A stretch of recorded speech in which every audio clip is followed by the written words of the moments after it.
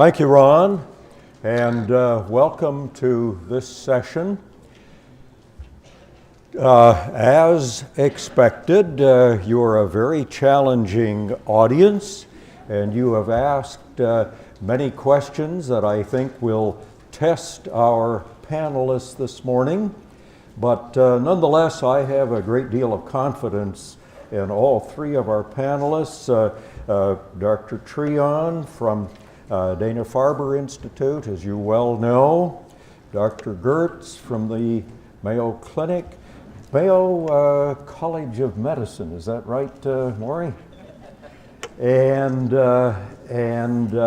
last but not least, Gwen Nichols, formerly of Columbia College of Physicians and Surgeons, New York City, but now with Huffman LaRoche, and will be able to edify us on both pharma as well as macroglobulinemia. Now, I have attempted to put your questions together more or less in groups because many of you have asked the same question or a similar question with a little bit different twist. So we apologize in advance if we do not answer specifically some of the details that you have asked. This morning, as you might imagine, there is a lot of interest and a goodly number of questions on ibrutinib. We will start with that and start with the first question. It was said that ibrutinib should now be a first-line therapy for the treatment of Waldenstrom's macroglobulinemia. Our panel? Dr. Treon, I want to hear from all three of you on this one because it's a very important issue, and in fact, Dr. Treon was quoted as having made that statement. And I'll stand by that statement. I think there's a number of variables that lead us to believe that it would make an outstanding first-line therapy. The least of which is that it's a targeted therapy. You know, many of the therapies that we use for treating patients with Waldenstrom's, as I alluded to yesterday, are really hand-me-down therapies, things that were developed in other disease groups and not specifically for Waldenstrom's. And with that, you know, we've also inherited a number of toxicities, both short-term and long-term, which, you know, compromise patients. And so for this reason, you know, a targeted therapy like ibrutinib, and there will be many other targeted therapies down the line, but right now we have ibrutinib, you know, makes sense. If you look at the data that I showed you yesterday, no matter what the line of therapy was that patients had seen previous to seeing the ibrutinib, you know, they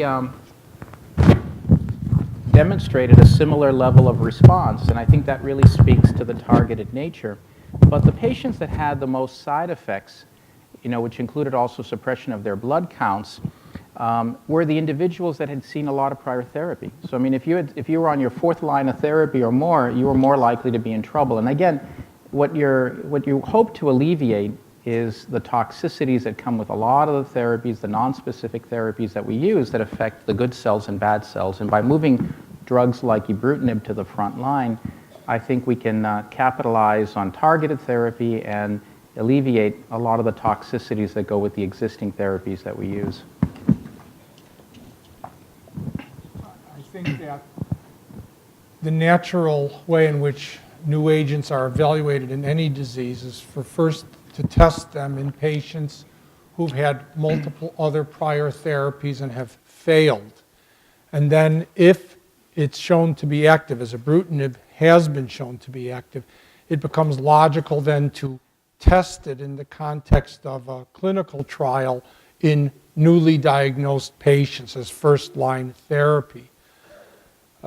but I really would like to see the published information about its use in first-line therapy. I have little reason to doubt that it won't be a highly effective therapy, but making the intellectual leap from its use in previously treated patients to untreated patients without published evidence of its benefit, I'd probably defer. And there are a number of active clinical trials using ibrutinib in newly diagnosed lymphomas, of which Waldenstrom's is a part, and I eagerly await the results of those trials before I bring it into my practice.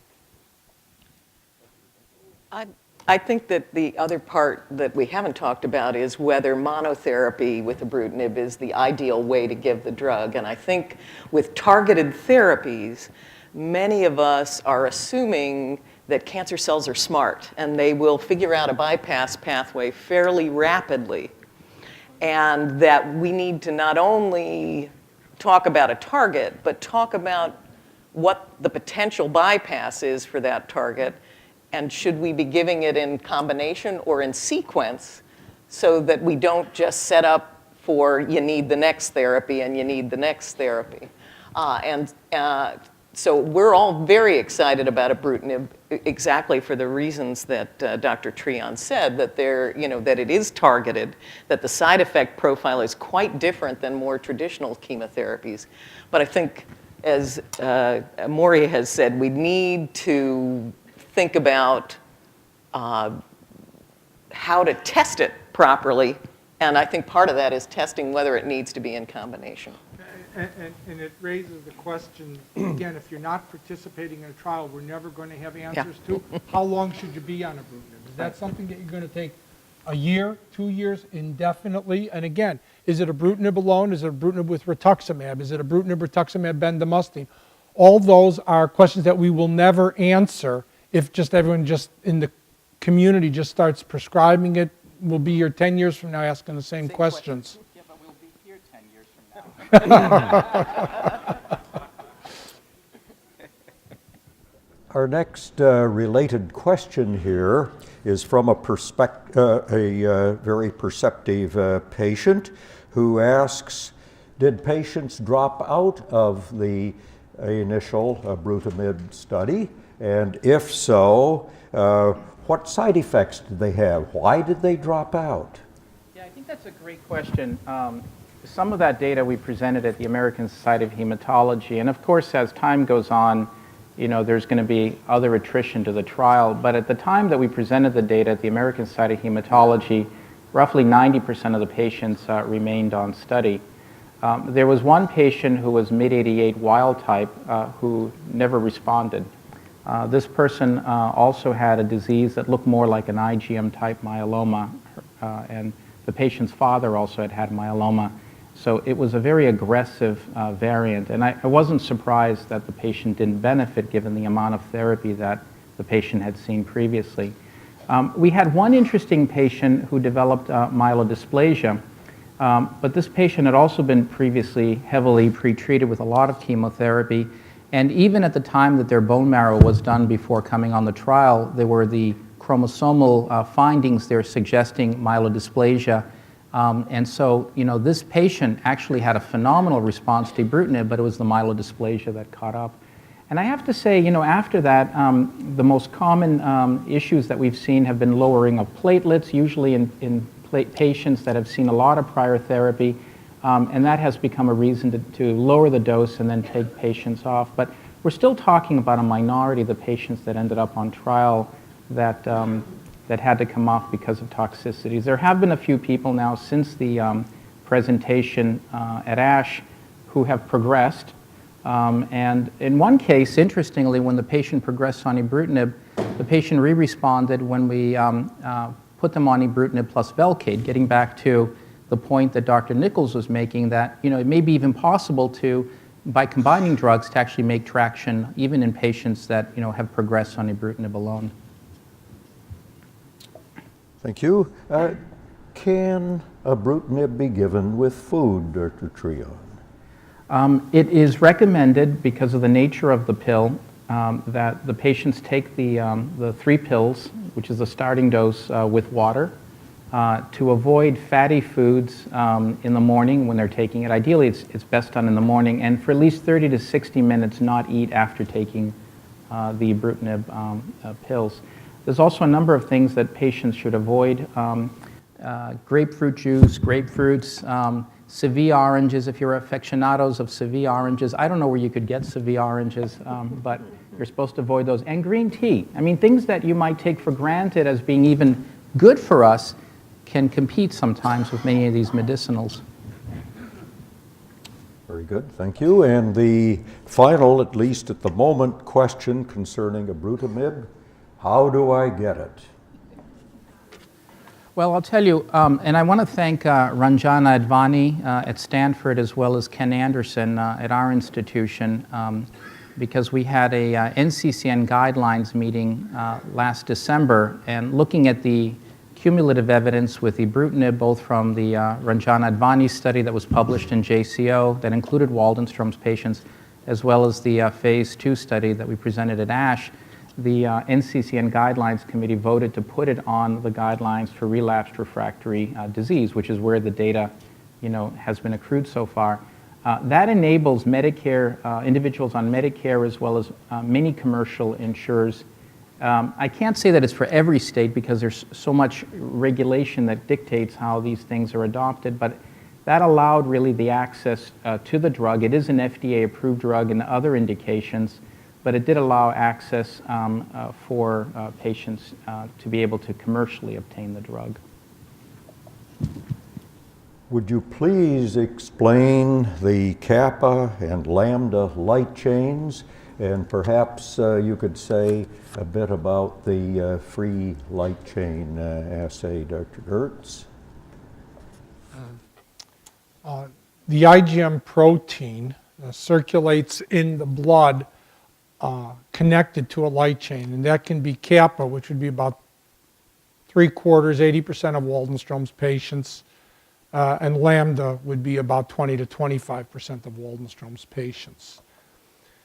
Before the introduction of the immunoglobulin free light chain assay, the measurement wasn't very important, but now it's been demonstrated by a number of groups that that free light chain can sometimes be an early indicator of progression of the disease before the IgM would rise, and in patients who are being treated, it can be an indicator of response to treatment, that it falls before the IgM falls, so it can be a leading measure of the direction in which the Waldenstrom's is going. And then there also has been data regarding the magnitude of the abnormality of the light chain also having some prognostic value as well. Next is a rather unusual question I haven't heard for a long, long time, and it's addressed specifically to Dr. Nichols. Are Roche and other pharmaceutical companies considering making available data from failed trials to other researchers who might find this information useful? So, data from all the trials that are conducted are made available in the form of a clinical study report.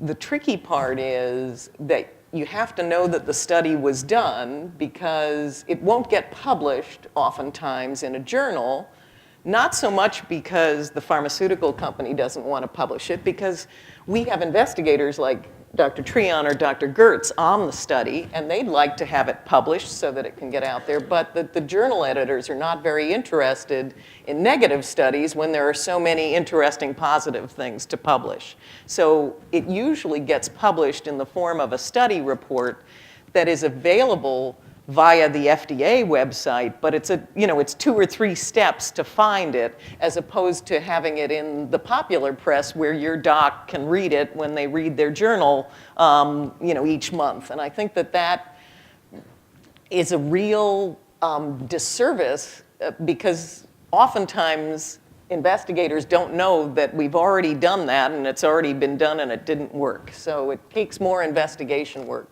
but it is out in the public record, including all the failures. I think a good site for that is also clinicaltrials.gov. So every study that's done is mandated through the FDA to go on to this website, clinicaltrials.gov. And the government is actually pretty good about enforcing follow-up. I mean, we get always these little memos, that remind you that you need to go back and read. I'm sure more you have your shares worth. I get about 4 or 5 a week. But many times you've already made the changes, but they still need, get flagged back again. Even on trials that we've done 10 years ago, they're still flagging things. But it is a good site. If you have the question about, a particular drug and a particular disease, go to clinicaltrials.gov. It's an easy site to just ask, the question. There's a space there that you can actually type in the disease and the drug, and you'll see what's been done. Maury, any experiences there that you want to share? It's hard to get negative trials published. I think lately the best you're going to do is a letter to the editor, which is 700 words telling about your negative trial. I agree completely with Steve that looking at clinicaltrials.gov is a fantastic resource. Very good. Dr. Gertz, you have alluded to this morning in a rather graphic fashion, but it's a question that is asked by several different individuals here, and perhaps you could summarize this again. Can you offer guidelines concerning whether and when blood relatives of WMers should be tested to determine their status regarding their risk of developing WM? So I can't give guidelines, but I can tell you what I do. And that is that first-degree relatives of patients with Waldenstrom's at age 50 and every other year thereafter, I check their blood count and their IgM. I check a serum protein electrophoresis, actually, and a blood count because of their increased risk. Dr. Treon, you have written over the years considerably on the familial aspects of Waldenstrom's. Would you like to say a word or two? So the IWMF actually funded a very large study that we ran where we accumulated close to 1,200 family members representing about 250 families. And it was a study that allowed us to accrue DNA as well as serum samples and extensive medical history. And what we learned in that study was that there was indeed, as Dr. Gertz pointed out, an increased risk among individuals that were related to Waldenstrom's patients, but that risk really fell in line with people that had more than one case of Waldenstrom's or other lymphoma-type diseases in their family. And at that point in time, the risk became about 1 in 4, meaning that if you looked at the family members around you, it was up to 25%, which is considerably higher than you would have expected, from the general population or from individuals that had no other family history. So we're particularly keen on recommending testing of family members if there is a familial history that already exists. Now that number is about 25% of patients with Waldenstrom. When you look at familiarity and you ask the question, are there other lymphomas, myeloma, CLL, Waldenstrom's in your family, about 1 in 4 will say yes, and provide really a very in-depth, history. And it's really those patients that we tend to focus on. Now, having said that, a little bit of the work now that we've embarked on is just not considering family risk just to be other lymphomas. When you listen to the histories of patients and you really begin to analyze what else runs in their family, their cells as well as their family, you start picking up on some other very interesting hints. Among individuals, we see skin cancers, we see prostate cancer for men, we see breast cancer that run within the individuals. So that tells us that whatever the genetic risk is, that it's not just about Waldenstrom. And even in the families, you'll see these diseases also run. So really the impetus now is to try to understand at the genetic level what those predisposing genes are so that we can give better guidance. That is all well and good, and I agree with what Dr. Treon has said, but in daily practice, we are looking at a disease that has a frequency of about 4 cases per million per year. And if that rate were doubled, that means 8 cases per million per year. And so taking it into perspective, it still leaves us with very small numbers and low probabilities of difficulty.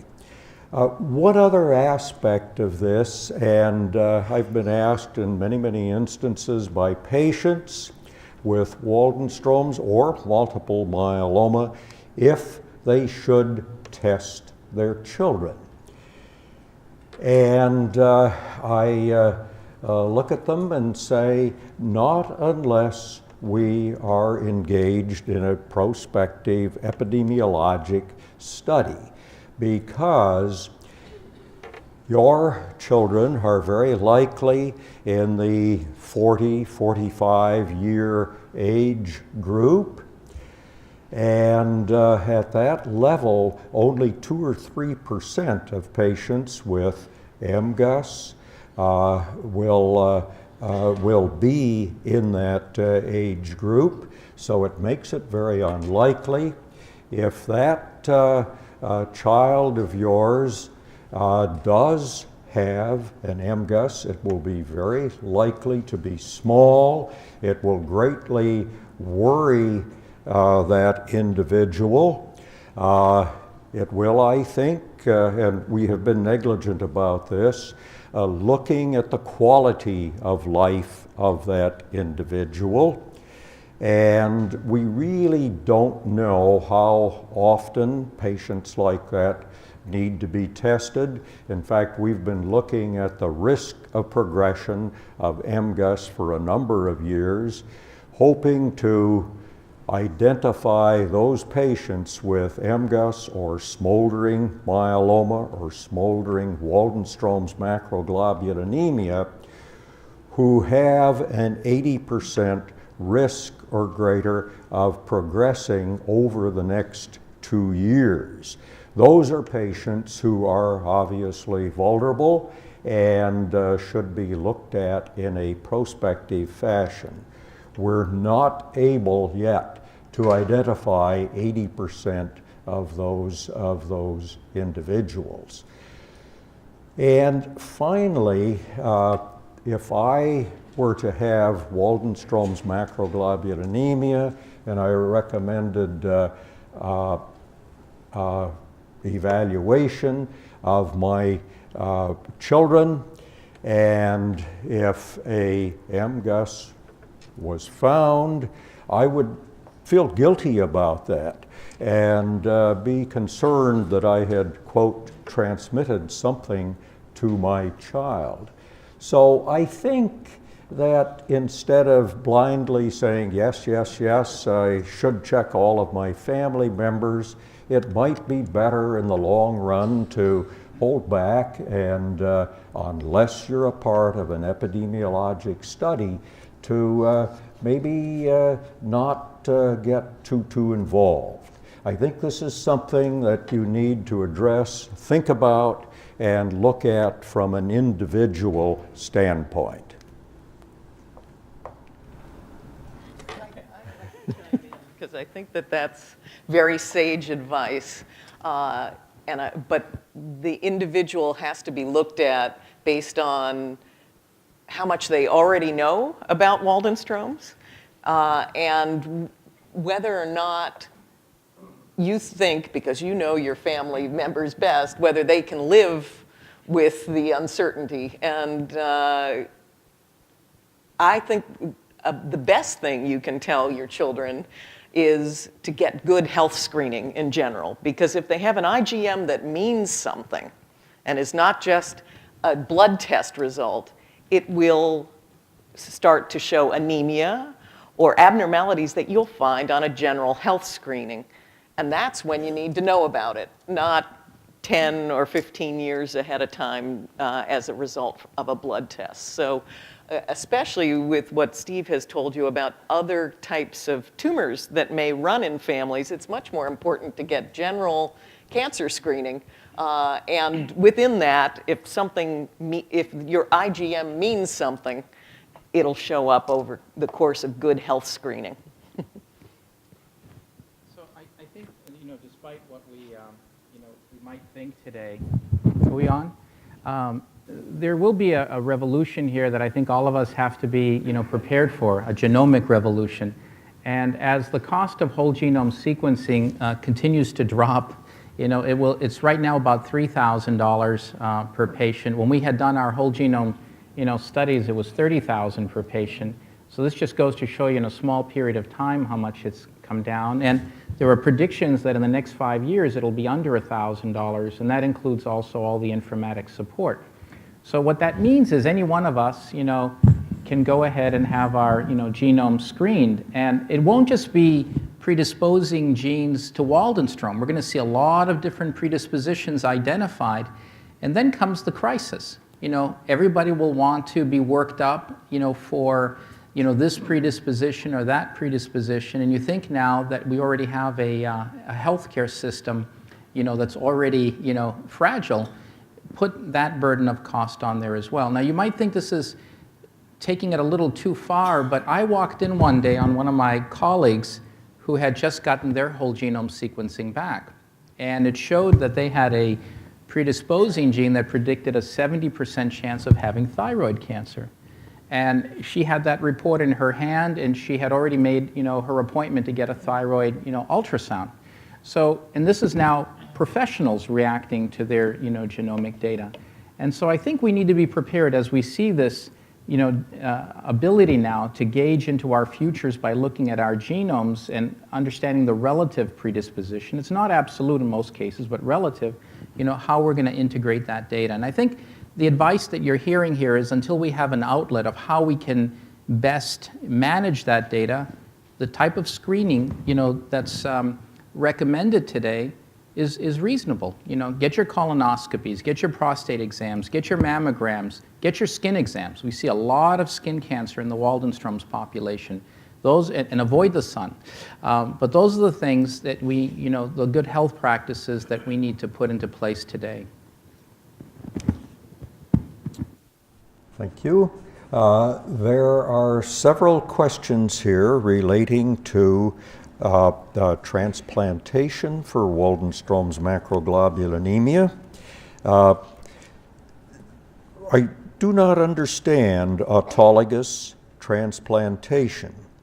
First is the bone marrow from the patient obtained and saved and then re-injected. And doesn't the patient's bone marrow obtained prior to treatment also contain cancer cells? And I think, Dr. Gertz, you have written about this on a number of occasions. Maybe you could start off this questions, or this answer, and first of all, maybe clarify for us when we talk, or when patients talk about bone marrow transplantation, are they really talking about bone marrow or peripheral blood? I preface my remarks simply by saying that there are so many competing highly effective therapies for Waldenstrom's macroglobulinemia. It's unclear where exactly stem cell transplantation fits in. As Dr. Kyle alluded to, we don't use the bone marrow, we use blood stem cells collected from the blood, but in all likelihood there probably are some Waldenstrom cells circulating in the blood. Whether those cells in the blood are capable of repopulating the bone marrow and result in recurrence of the disease isn't particularly clear. But there's no question that one of the options, not necessarily one that should be exercised, but one of the options that's available because it's shown to have effectiveness in patients, in younger patients with Waldenstrom's, is that it is at least technically possible to collect stem cells from the bloodstream, not from the bone marrow, and use that as a source to administer high-dose chemotherapy and then return of the stem cells, which can produce responses that last usually on the order of years in younger patients with Waldenstrom's macroglobulinemia. But where it exactly fits in the management is very, very controversial and uncertain what its role is. And it's also possible that as more and more targeted therapies become available, the utilization potentially of peripheral blood stem cell transplant will wane because it's intensive treatment. It's not a very pleasant thing to go through. It does carry some risks, so that despite its effectiveness, it tends to be more toxic than many of the other alternative treatments. I think also a relevant experience is in myeloma, where this has really been studied to a greater extent. And the studies there actually tried to purge either the tumor cells out or enhance for the stem cell collection. And it really showed no benefit in terms of outcome by doing those strategies. But probably the most convincing study was that from Cynthia Dunbar, who was editor of Blood. And while she was at the NIH, she did a study where she genetically marked the cells that had been taken out of the peripheral blood and reintroduced back into the patient. And the outcome of that was that after high-dose chemotherapy, it wasn't really the cells going back in, it was the cells that hadn't been killed that were still, in the bone marrow. And so, this perhaps explains why, strategies to try to purge out the cells, the bad cells, or, enhance for the good cells really had very little impact. Do you think that stem cells should be harvested for future use? That's certainly something that we do. For younger patients who are vigorous, where the risks of stem cell transplantation we believe are low, we think it's one of the options to be considered. And that for younger patients, we actually do collect stem cells for freezing for use at a future date. You will note that none of the panelists have mentioned bone marrow transplants from relatives, that is, allogeneic transplants, and I think that that is not a consideration for this disease. Yeah, I think outside of a clinical trial, it isn't, Bob, and if you look at the toxicities associated with allogeneic transplantation, if it's a full allogeneic transplantation, meaning the chemotherapy that was used, was used to obliterate the bone marrow, the mortality with that can be up to 50% for men, 40% for women, within a short period of time of getting the transplant. With mini allo transplant, where you use just enough chemotherapy to weaken, the patient's ability to receive the transplanted cells, we're still looking at about 20%, mortality within a year's time. So, if you look at those figures against, the newer therapies and other options that are available, it becomes really a hard sell to be able to, to make this recommendation. Now, having said that, you'll find people like David Maloney, who have had some very, gratuitous experiences up in Seattle, where they've taken patients that have seen multiple, therapies that are still relatively young. And the word young changes. I mean, as we all get older as oncologists, everybody's looking young. These are merely children on the panel here, Exactly. So I think, you need to keep these in mind. And drugs, hopefully, as we see now, the likes of ibrutinib and idelalisib and, other drugs, the GDC-199 drug that we didn't even talk about at this meeting, as we see more and more of these drugs, I think, our ability to leverage against these options will become greater and greater. I think you can gather from the panelists here that allogeneic transplant is way, way, way down on the list, and probably autologous stem cell transplant is quite a ways down on the list as well. I might add in passing that over the years people have said, well, giving my own bone marrow back, that will be infusing my original tumor. But please remember Dr. Ansell's presentation yesterday, in which he told you that he has only in the last probably 4 or 5 years successfully grown Waldenstrom's tumor from a patient who has the disease.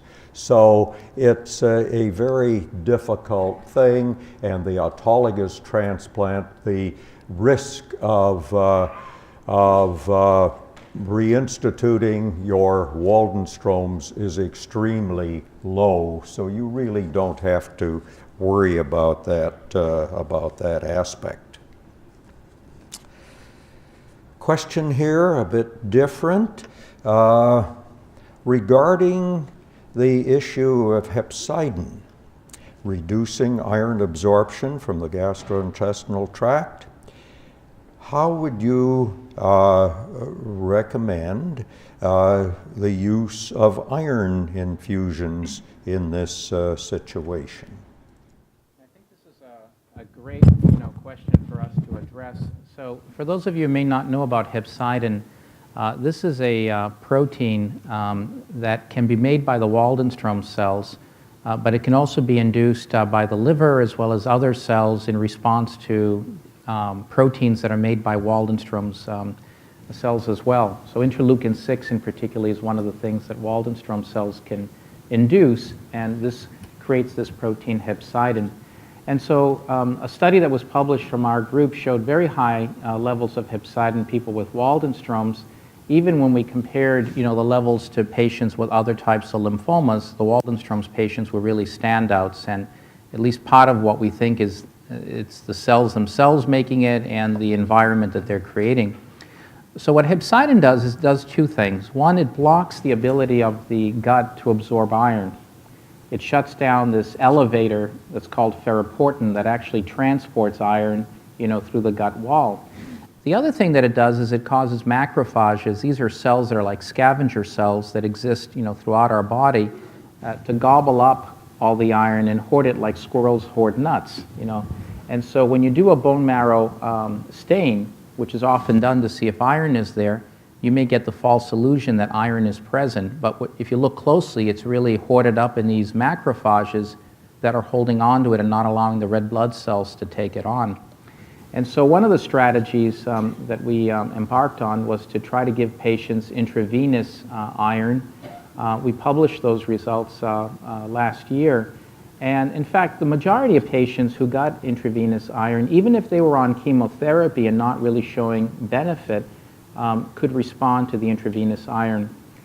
We tend to be very careful in the selection of those candidates. And then sometimes we've actually avoided needing chemotherapy for that individual. Just by merely giving them iron, if their problem was only anemia, we got their red blood count up. So the way to gauge if somebody is iron deficient is to look at the total iron over the TIBC, the total iron binding capacity, and that will give you something called the iron saturation level.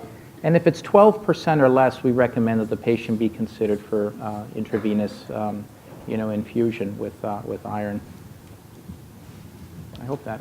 Other comments from the panel? Yes, patients need to know that there is such a thing as too much iron. Yes. And so, everyone thinks, well, the best thing to do is get some iron. But I think, as Steve has told you, it needs to be carefully looked at to decide if you're an appropriate patient based on your blood iron levels, because too much and too little are both dangerous. Very good. Short question here. Does bendamustine damage bone marrow?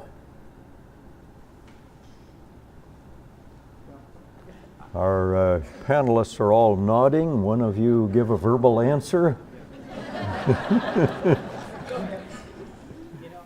I personally, we've published on the use of bendamustine, and probably the largest experience, however, really resides with the Germans. Matthias Rummel conducted a very large randomized study that included a lot of Waldenstrom's patients looking at bendamustine Rituxan versus CHOP Rituxan.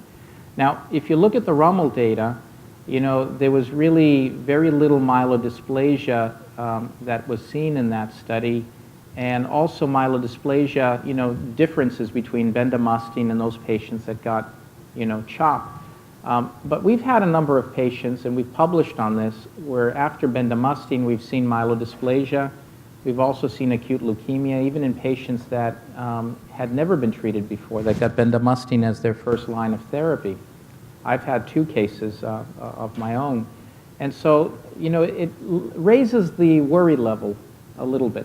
And I want to make sure you hear the word a little bit, because the amount of bendamustine and the number of cycles of bendamustine that one gets can also be potentially impactful.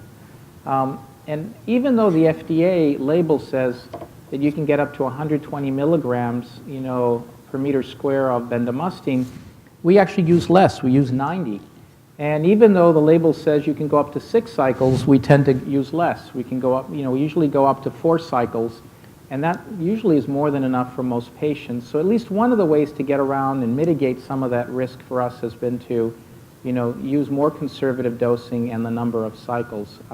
But the answer to the question is likely that there is a bendamustine effect on stem cells. Good. Here's a question. Does vitamin D have any anti-cancer effect? Or vitamin K? Panelists?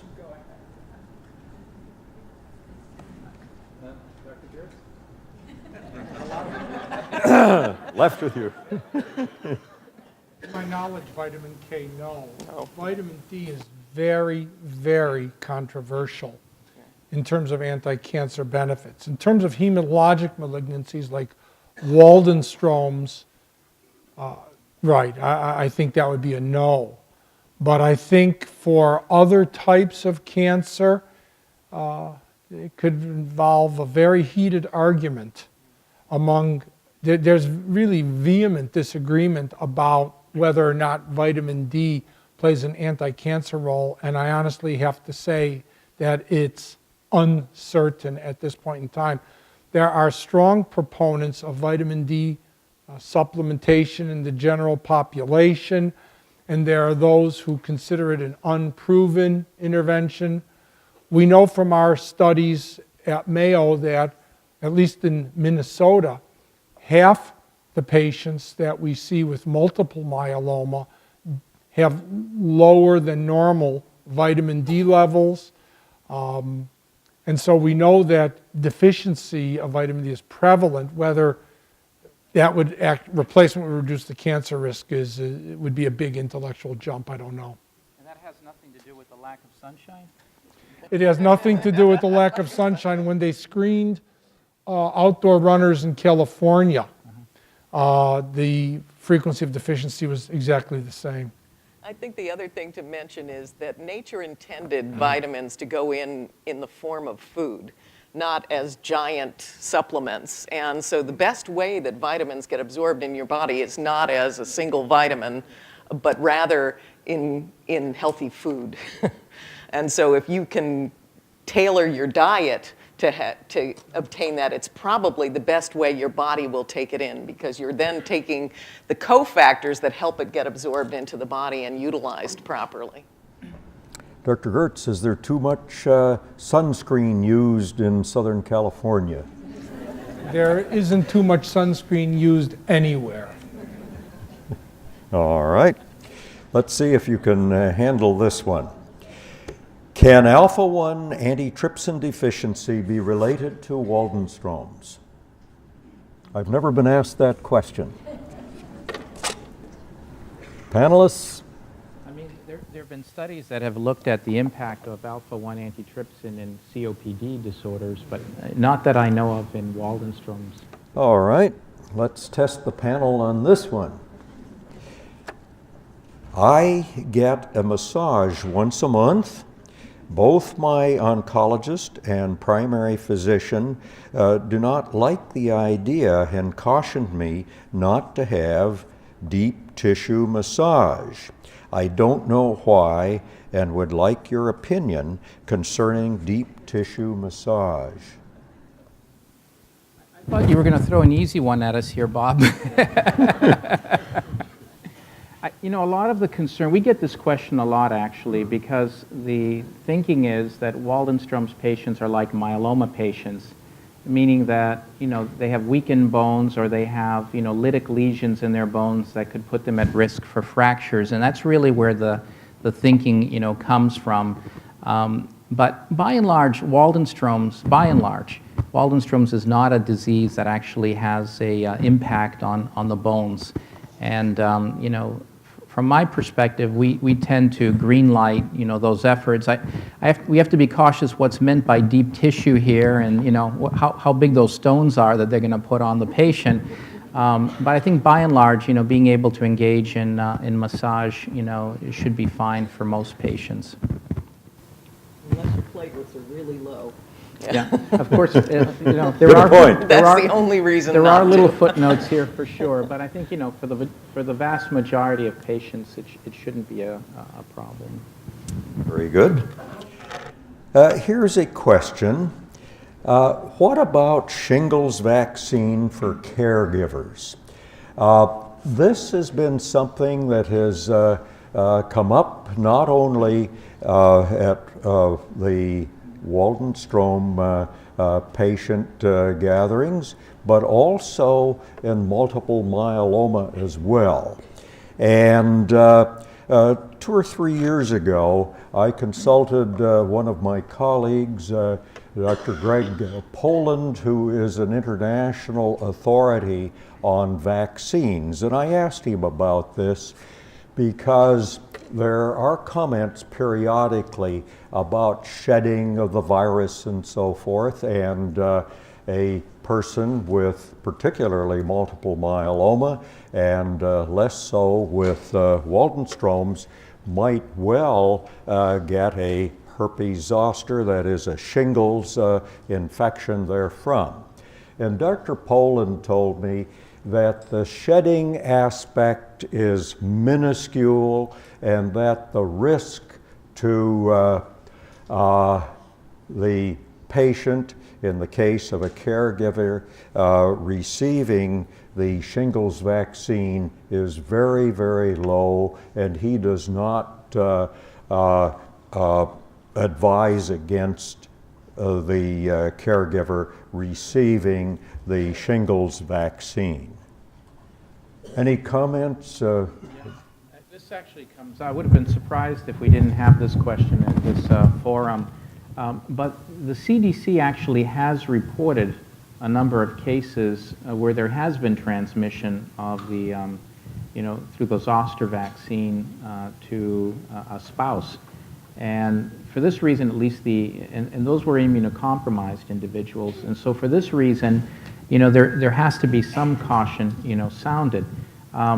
Typically what we do when a spouse wants to get the shingles vaccine is to put actually the patient on acyclovir for a 2-week period, you know, following the vaccination of the spouse, in terms of minimizing that particular risk. It may be a little bit out of overabundance of caution, but you know, the risk of acyclovir in that particular circumstance is very, very low. I mean, it's a very safe drug overall. So that's been the recommendations that we have followed, Bob, because of those CDC reports. Dr. Gertz? I think it's important for caregivers to get it. I think shingles is just a horrible, horrible thing to have happen.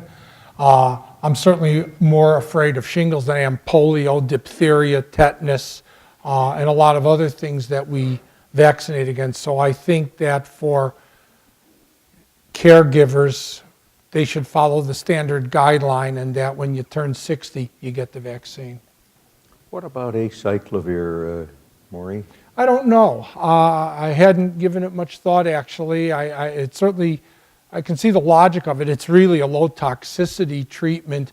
And for patients who are on active chemotherapy, I can see, I don't know, the question that would come to mind, because I'm not familiar with the CDC, is this spousal transmission 1 in 10, 1 in 100,000? That would make a difference to me, because I wouldn't treat 100,000 patients with acyclovir to prevent one case, but I would treat it if it was 1 in 30.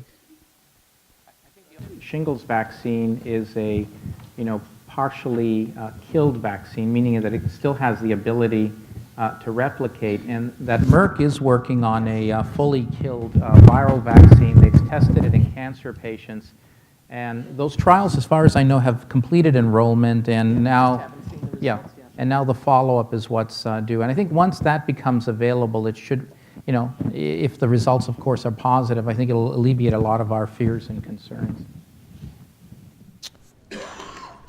Okay, a person writes here, any thoughts about mosquito bites causing a marked reaction? For example, I get swelling the size of a ping pong ball, fluid-filled blister followed by a large crater must be an ulcer that is slow to heal. No evidence of infection. I mean, I'm afraid of mosquitoes without even that story, but they seem to always find me. The only concern I would have about that, Bob, is to know a little bit more about the history for that individual, whether or not these were, if these are recurring for that individual because of cryoglobulins potentially, because sometimes whenever a wound is affected in a particular area, you can have precipitation of the IgM that causes a local cryoglobulin reaction, and that can lead to ulcerations. But we would probably need to know a little bit more information about that individual. But by and large, I haven't really seen this, kind of overreaction with insect bites in Waldenstrom's. This has been reported in a number of instances in patients with chronic lymphocytic leukemia over the years, and whether this is much of an issue or not, I rather doubt. No, I think it's probably as much an imbalance of the inflammatory reaction, and it may or may not have anything to do with the Waldenstrom's, because the cells that usually create the angioedema are usually of the myeloid lineage rather than the lymphoid lineage. So it may just be something unique to particular individuals that isn't related to the WM. Okay, here is a question. A subject of debate, the writer states, regarding the association between hepatitis C and cryoglobulinemia compared to Waldenstrom's macroglobulinemia. And I'll take a stab at this one initially. First of all, the cryoglobulinemia that is associated with Waldenstrom is the so-called type 1, which involves the IgM monoclonal protein. And in those patients, the cryoglobulin doesn't form until the blood of the patient is exposed to temperatures, low temperatures, such as 4 degrees in one's refrigerator. And the major potential hazard here is not to the patient per se, but to the fact that if the tech puts the sample in the refrigerator on the late afternoon and intends to do the electrophoresis the next day, they have to be very careful to warm that sample. Otherwise, there will be no IgM level in the specimen. The type of I should mention one other thing. Very, very rarely a patient will have type 1 cryoglobulinemia that does precipitate at higher temperatures, in other words, at room temperature. And when that occurs, it's a terrible situation. The patient must be very, very careful to avoid any exposure to the cold. And I have seen patients who have had necrosis, that is, loss not only of their skin and subcutaneous tissue, but down to the muscle, simply because their cryoglobulin precipitates at a very high temperature. Now, the cryoglobulin that is associated with hepatitis C is the so-called type 2 cryoglobulinemia. And that is particularly common in Italy, where there is a lot of hepatitis C. And those patients oftentimes will have, in addition to their liver problem, they will have the type 2, which consists of a monoclonal protein plus a polyclonal, and that is oftentimes manifested by changes in the skin, Raynaud's, purpura, and not infrequently involvement of the kidney. So it's important to be specific when one is talking about cryoglobulins and Waldenstrom's. Any additional? I think the only other topic on this has been whether or not hepatitis C predisposes patients to Waldenstrom's. And as you mentioned, Bob, there was an Italian study that suggested that, but only because, you know, the confounding variable there is that, you know, you see a very high incidence of hepatitis C in Italy. Here in the United States, there have been multiple studies. One was from our institution where we didn't see any relationship. That was done by Dr. Lelu when he was a fellow with us. However, there was a large VA study that did seem to suggest that there was a correlation. If anything, this is probably a very small correlation, given the fact that hepatitis C and B are often tested these days, you know, before people see Rituxan, and we've yet to really, you know, see any relationship here that's been substantive.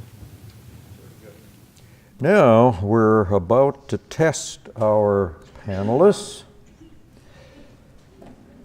and I will not volunteer an answer on this one. We have read that Chinese studies have published about the hematopoietic activities of mushrooms, particularly Coriolis, C-O-R-I-O-L-I-S, maitake. Are these used after chemotherapy or anti-cancer therapies in order to bring the blood-producing cells, that is the white count and platelets, back to normal? Any experience with any particular type of mushrooms? Well, this seems like it's right up your alley. Yeah, no, I think if for an individual, I think that there's not a lot of harm. Again, I think it should be done in a dietary way and not as you know, a concentrated infusion. But I promise you that if there was really the possibility that this was going to be a great stimulant of the marrow to produce red blood cells, we would be synthesizing the component from those mushrooms and making it for money. So you know, I can assure you that we're very, very interested in what has been learned over centuries, particularly in Asia, but throughout the world, to try and find new chemical compounds that we can then synthesize and make into so we know how much you're getting, what the compound is, what the adverse effects are of it. So I don't think there's harm in trying it, but I can't tell you that there's something that definitively will help your blood cells. If you find it, call me and I'll get my chemists working on it. I would just like to strike a note of caution on the use of supplements. I've seen many times patients get into trouble. Perhaps the one time that I found it most distressing was an individual had come to me and had basically Googled everything that was known in terms of supplements and anti-cancer therapy, and was taking upwards to 50 supplements a day. And I said, you got to, you can't be serious. And then he showed me the picture on his kitchen counter of all the supplements, and his spouse reaffirmed the fact that in fact the patient was on all those supplements. Well, the problem was that this patient was also profoundly anemic, and well out of proportion to their level of disease. And we began to worry about the fact that maybe it was the supplements that were causing the problem. And indeed, once the patient came off the supplements, the blood counts all came back up. And so, we need to be, cautious about these supplements, because in many times they really haven't been vetted out, the way drugs that we use to treat patients have. I mean, these are mostly anecdotal kind of experiences. And even things as harmless as green tea can also cause, distress to the blood cells if you take too much of it, or can even compete with therapies. Very nice studies show that Velcade can be competed with green tea. And so be very cautious. Make sure you run these ideas by your doctors, and especially if you're on chemotherapy, let them know if you're on any supplements, because they can actually produce either toxicity or compete with the therapies that you might be on. Very good advice. Here's a question. What role do pesticides and insecticides play in Waldenstrom's macroglobulinemia? And I'll start that one out with a study that we did 2 or 3 years ago. We obtained serum from about 800 patients from the National Institutes of Health. Blood was drawn on farmers in Iowa as well as North Carolina, and it was shown that all of these persons had a heavy exposure to insecticides, pesticides, and the like. We examined the blood specimens for presence of monoclonal gammopathy of undetermined significance, MGUS, and compared it with our own Olmsted County rate of finding MGUS, and found that the risk or the presence of monoclonal gammopathy was twice as high in the farmers heavily exposed to these agents in Iowa and in North Carolina. And our conclusion is that these agents can play a role in the development of MGUS. There's certainly a connection with lymphoproliferative diseases in which Waldenstrom's is one, and exposure to Agent Orange in particular is one, as a defoliating agent.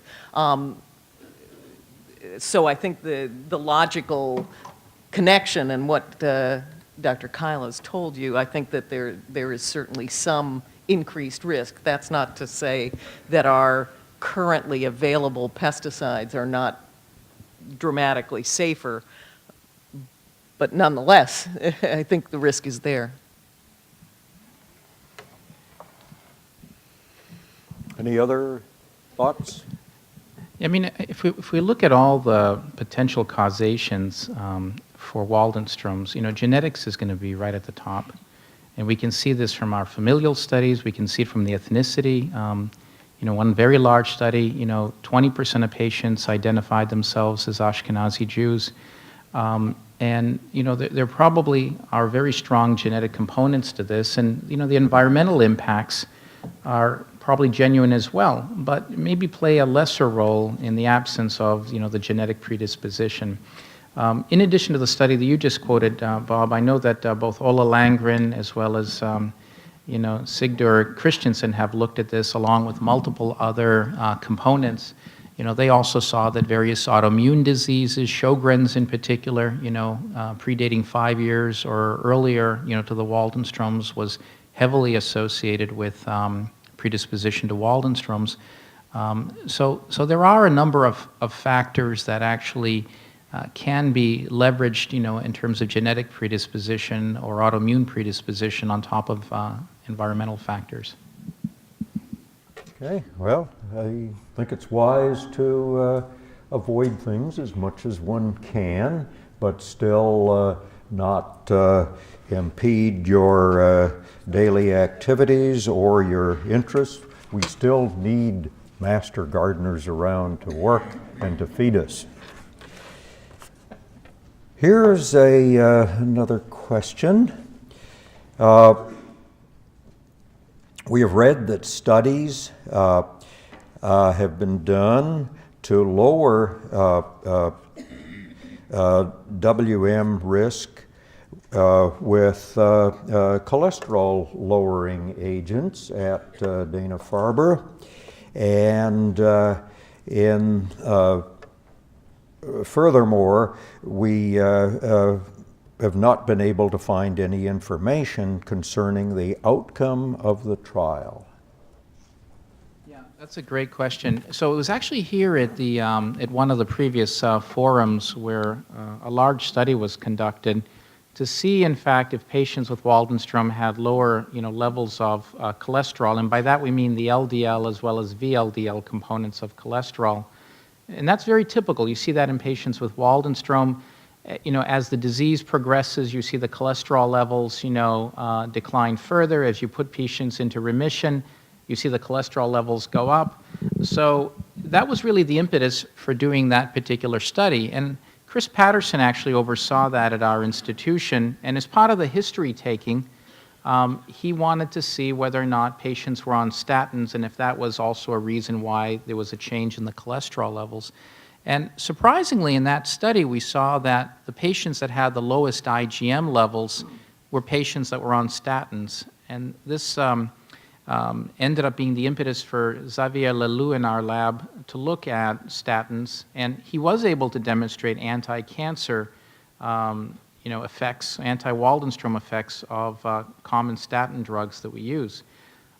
We did do a clinical study then using simvastatin in patients with Waldenström, and roughly 40% of those patients who were patients that were showing evidence of progression were, showed a stabilization of their IgM over time. So there probably is some truth to the fact that the statins have an anti-Waldenström effect. But I think, that impact is probably not a very strong one. For the same reason as many of you recall the story about Viagra as well. We had a patient who had wanted to get his mind off of his disease, and soon after being diagnosed with Waldenström's, went to his primary care doctor and got Viagra, and had really a spectacular response that we tied in to the Viagra. And we did do also a clinical trial on that. I have to tell you, it was the most popular clinical trial that we've ever run. We had a full phase 2 study enrolled in 2 weeks. I mean, that is still the record at Harvard. And instead of adverse effects, we talked about beneficial effects, with the trial. But even there, the inhibition of phosphodiesterase 4, which is one of the targets of Viagra, did show also an anti-Waldenström activity. But we're talking, in the order of months of benefit as opposed to what we try to do, where we're looking for years of benefit with these drugs. I just can't help myself with that one. Okay. I think that's the final word on that subject. Here's a person who writes and says that his IgM value was 2,190, but his M spike was only 0.1 grams per deciliter. And then subsequently, almost a year later, his tests were repeated, and his IgM was 3,030 with an M spike of 1.3. Well, unless that M spike was a cryoglobulin and lost in the laboratory, that M spike should not be 0.1 grams per deciliter when the IgM value is 2,000. Roughly speaking, that 2,000 IgM value should equate to close to 2 grams of an M spike. However, in actual practice, in many instances, a patient will have a 5,000 or 4,000 IgM level, but when measured with the densitometer, that is the electrophoresis, it will only be 2 or 2.5 grams. And even if one repeats it, one finds this discrepancy, and it is inherent in the light scatter of the nephelometer, looking at the antigen-antibody reaction. Both tests are good.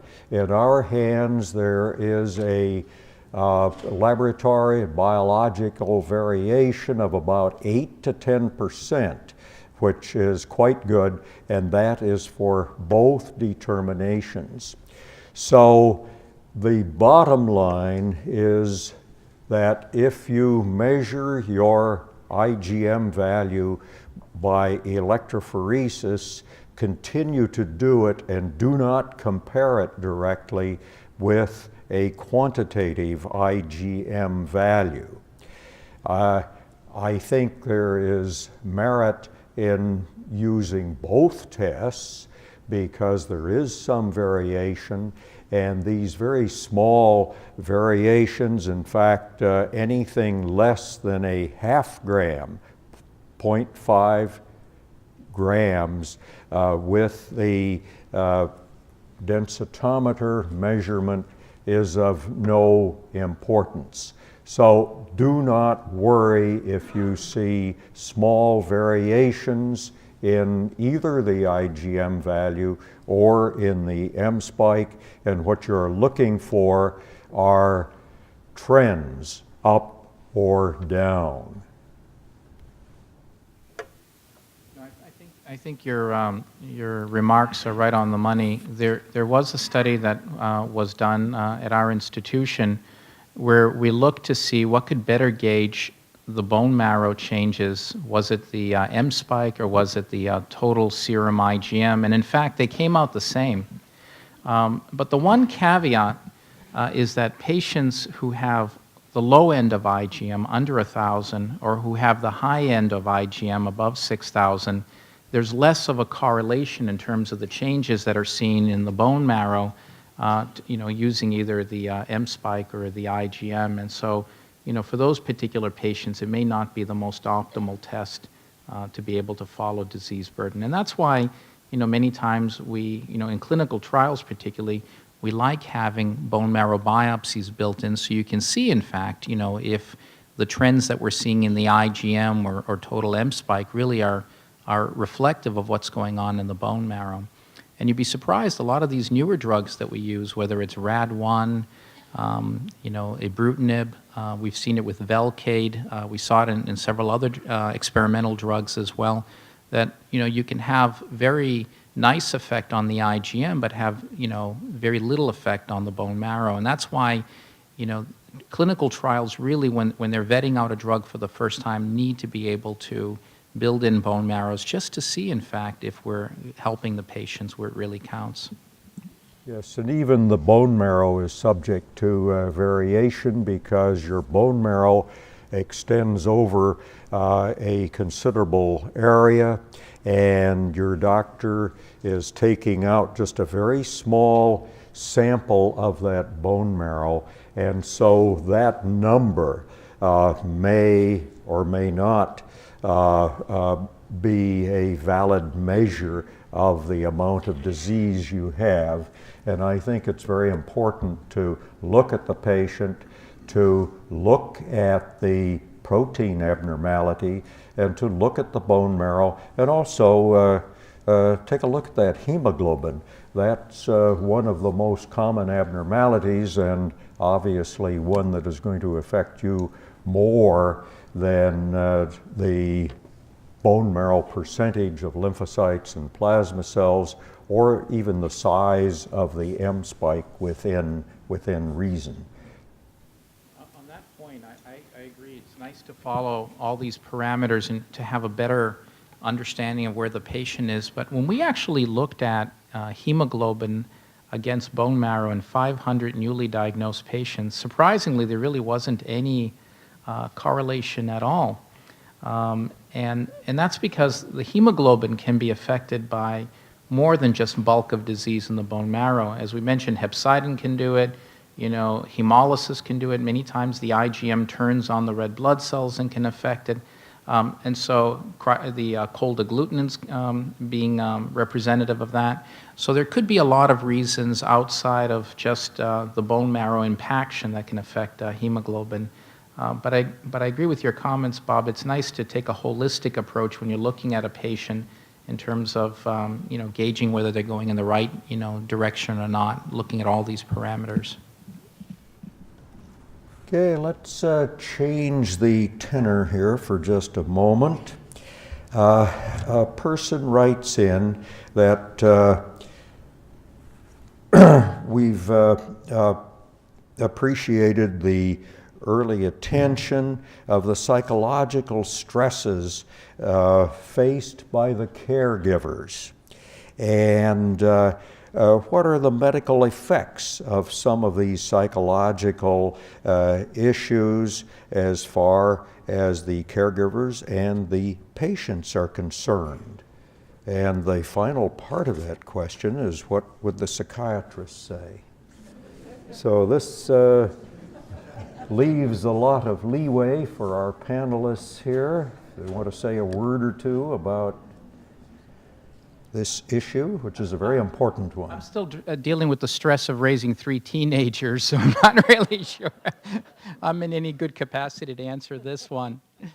Maury? I think there are a lot of emotional effects that caregivers experience with any type of chronically ill significant other. And I think that's why in so many disorders that have patient advocacy, there are separate sessions for caregivers to meet together and share. I think mutual support is tremendously important. I think it's really, really hard to care for patients with chronic illness, and we've seen this. I mean, it applies to everything: multiple sclerosis, allogeneic, transplant, seizure disorders, a whole host of different malignancies. I don't know what the health effects are specifically, but I think there is a lot of depression and anxiety that occurs with caregivers. I think there are behavioral techniques that caregivers can learn to help them cope with the physical and emotional demands of a chronically ill significant other. I think there is a role for some actually do benefit from professional counseling, but I do think that for a lot of these areas there are groups of caregivers that meet that can derive a lot of benefit. I think it's a very valid issue for a group that often get ignored because of the desperate needs of the patient. I think the only other comment to add there is really the importance of support groups. To be able to be involved in your local support group. The IWMF has done an exceedingly great job of being able to promote, foster, even train the local support group leaders. And there are a lot of stresses that you're going to encounter as spouses, but also as patients, your families as well. These stresses will probably be at their highest in the midst of therapy, or perhaps when the realization there is that a lot of complications may have come with therapy.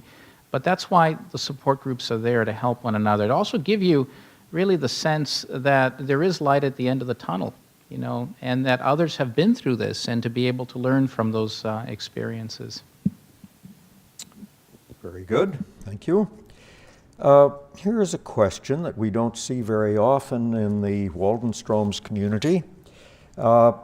Is it advisable to avoid the injection of dyes during radiologic examinations such as MRIs because of the presence of Waldenstrom's? This comes up a lot with folks that are going to be receiving either CAT scans or have gadolinium for MRIs. And again, the reason why this comes up is because people lump Waldenstrom's in with multiple myeloma, where seeing renal failure is a fairly common event.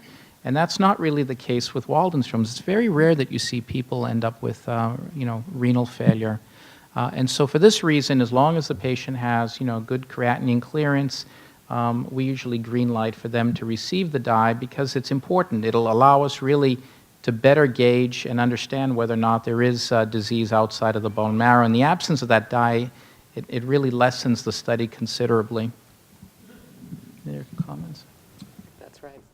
Okay, I'm really going to test the knowledge and ability of our panelists here today with this question. Is the soap in the bed a joke, or is it the real thing? My mother uses it for her arthritis. We laughed at her. Okay, panelists. So how many of you have a bar of soap in your bed at night?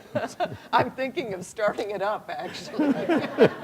Dr. Gertz. I've never heard of it, I'm sorry. I've heard of it for cramps, but I don't And as know long as why. there's no randomized prospective clinical trial, Bob, we can't answer that question. Well, I've learned from that to step away from that question. Okay. Here are a couple of questions that relate to mid-88. Is there a false negative in some patients with Waldenstrom's macroglobulinemia? So this has been tested, and again, the platform for the testing plays a role, as does also the tissue selection. So if you're using a method where the B cells have been selected either out of the bone marrow or the peripheral blood, that false negative is exceedingly low. We're talking about 2 to 3 percentage points. The more common issue is if you don't see the MYD88 mutation, did you adequately sample the patient? And that comes down to, again, the type of tissue that you're using, whether the B cells have been selected or not, and if you're using the more sensitive PCR technology, which is where most labs today, use that. But most clinical labs don't select out the B cells. They use the entire bone marrow. And, if the patient has disease in the range of 10% or more in their bone marrow, you should be able to pick up, the MYD88 mutation. And in some studies, even down to 0.5%, it can be picked up. Again, how good the test is determines whether or not there's going to be a false negative or not. Another question allied with this, Dr. Treon. What about MGUS and mid-88? And if present, what does it mean? One of the slides that I had shown you, the question is whether or not finding MYD88 mutation in somebody with IgM-MGUS means something. And so there were two studies that have addressed this so far. One study showed that if MYD88, high levels of MYD88 were present, that those patients were more likely to convert to Waldenstrom's. And it may just be reflective of the burden of disease that's present in the bone marrow that it eventually evolved into Waldenstrom's. The other is a study by Dr. Marzia Veritoni that was published in Blood, and she actually saw that if you did have the MYD88 mutation and had IgM-MGUS, the chances of progressing to a malignant disease, almost always it was Waldenstrom's, was much higher than if you had the wild-type MYD88. So in that particular patient population, it may be helpful to look for MYD88, but I think all of us should also understand that these are relatively small studies, and it will take larger prospective studies to really understand the role of MYD88 in forecasting disease progression. There are several questions here relating to second cancers in patients with Waldenstrom's macroglobulinemia, and Dr. Gertz was very clear about this this morning, but perhaps, Maury, you'd like to say a word or two more about it, because this is a question that comes up not infrequently.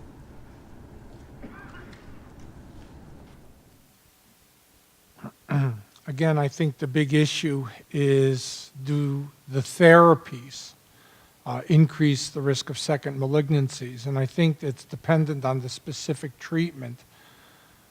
But I think the answer is yeah. I think that there are a number of treatments available for the management of Waldenstrom's macroglobulinemia that increase the risk of bone marrow damage. Dr. Treon mentioned myelodysplastic syndrome as one of them. He's reported on transformed lymphomas being increased risk with therapy.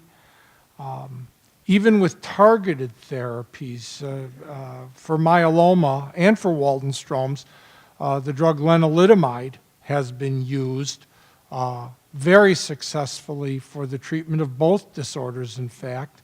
And surprise, when the drug was used in a number of maintenance trials, it turned out there was a small but definitely increased risk of second cancers, both cancers of the blood and bone marrow and other types of cancers. That was actually not expected, and in one trial in France led to suspension of the trial because of the recognition of these second cancers. Now, that doesn't necessarily mean that a certain treatment shouldn't be used. It really depends on the risk of the underlying disorder and how much problems are associated with this. But it has to be, each patient needs to be advised of the risk of second cancers associated with specific treatments for Waldenstrom's, and the recognition that there are a number of new treatments that have become available that haven't been used for a long enough time to know with absolute certainty if 7, 8, 10 years from now we're going to see problems related to that. And we just have to be adult about it and understanding what we actually don't know.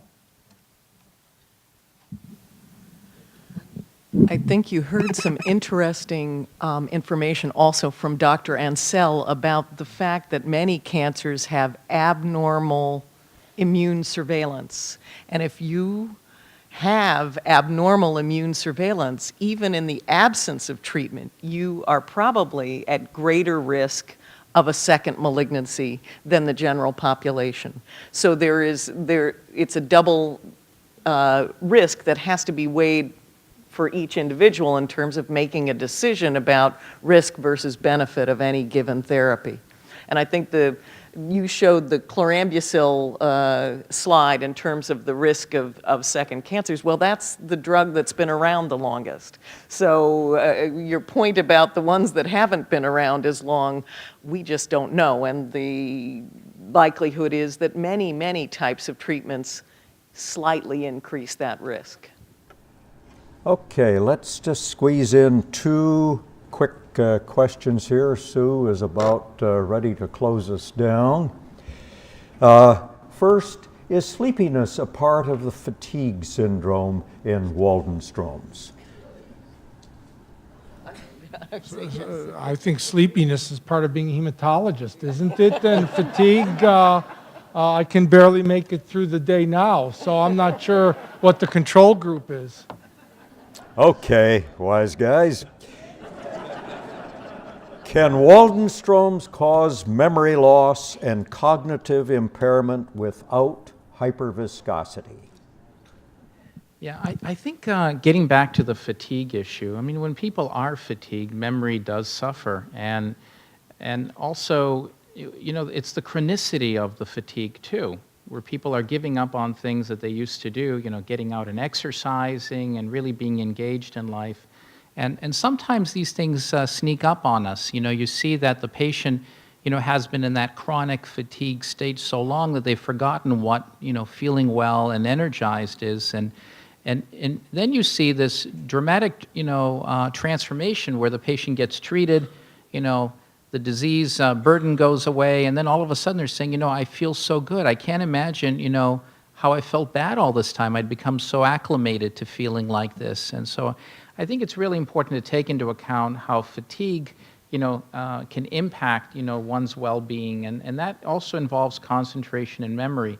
Hyperviscosity, on the other hand, is really important. You know, we've seen patients who have, you know, had memory issues, concentration issues, and they go and they get plasmapheresed, and, you know, the circulation improves, and they'll tell you within a day or two, you know, I can start thinking again. And it's very, very dramatic to see the impact that this sludging effect of IgM has on circulation and memory and concentration impairment. Well, I think our time is up. I want to thank our panelists for their sensible responses to your many questions, and I want to apologize to you whose questions we were not able to address this morning. And if you have any burning issues, catch us on our way out. Thank you very, very much.